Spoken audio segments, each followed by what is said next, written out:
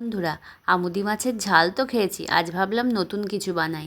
ওই জন্য আমুদি মাছগুলোকে কেটে ধুয়ে পরিষ্কার করে নিলাম। এবার লবণ হলুদ মাখিয়ে নিলাম প্রথমে। আজকে ভাবলাম আমুদি মাছের আলু দিয়ে তরকারি বানাবো। ওই জন্য আলু কেটে নিয়েছি, সাথে পেঁয়াজ, 2 কোয়া রসুন আর 4-5টা কাঁচা লঙ্কা। এবার কড়াইতে তেল গরম করে আগে মাছগুলোকে ভেজে নেব। ওই জন্য সব মাছগুলোকেই আমি একেবারে দিয়ে দিলাম। একটু সময় নিয়ে একটা পিঠ হয়ে গেলে উল্টে দিয়ে পরের পিঠটাও ভেজে নিলাম। এবার আমি তুলে নিলাম ভাজা মাছগুলো। এবার আমি ওই তেলেই গোটা জিরে ফোড়ন দিলাম, তারপর তেজপাতা, তারপর শুকনো লঙ্কা। একটু ভাজা হয়ে গেলে প্রথমে দিলাম কোচানো রসুন 2 কোয়া, তারপর দিলাম 4-5টা কাঁচা লঙ্কা। এটা অল্প ভাজা ভাজা হয়ে গেলে কুচানো পেঁয়াজ দিয়ে দিলাম।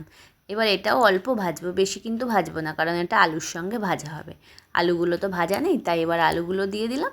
দিয়ে সব একসঙ্গে সময় নিয়ে এটা ভাজতে থাকবো। এবার লবণ দিয়ে দিলাম আর হলুদ গুঁড়ো দিয়ে দিলাম। এর মধ্যে কিন্তু আর কোনো মশলাই আমি দেবো না। এবার সময় নিয়ে শুধু ভাজবো। ভাজতে ভাজতে দেখো আলু পেঁয়াজের কালার চেঞ্জ হয়ে গেছে। এবার দিয়ে দিলাম পরিমাণ মতো গরম জল। এটা গ্রেভি গ্রেভি হবে, ওই জন্য বেশি জলও দিলাম না। দিয়ে চাপা দিয়ে আলুগুলোকে আমি একটু সিদ্ধ করে নিলাম। হ্যাঁ, চাপা খুলে দেখলাম ঝোলটা অনেকটাই কমে গেছে, আলুও সিদ্ধ হয়ে গেছে। এবার ভেজে রাখা মাছগুলো দিয়ে দিলাম।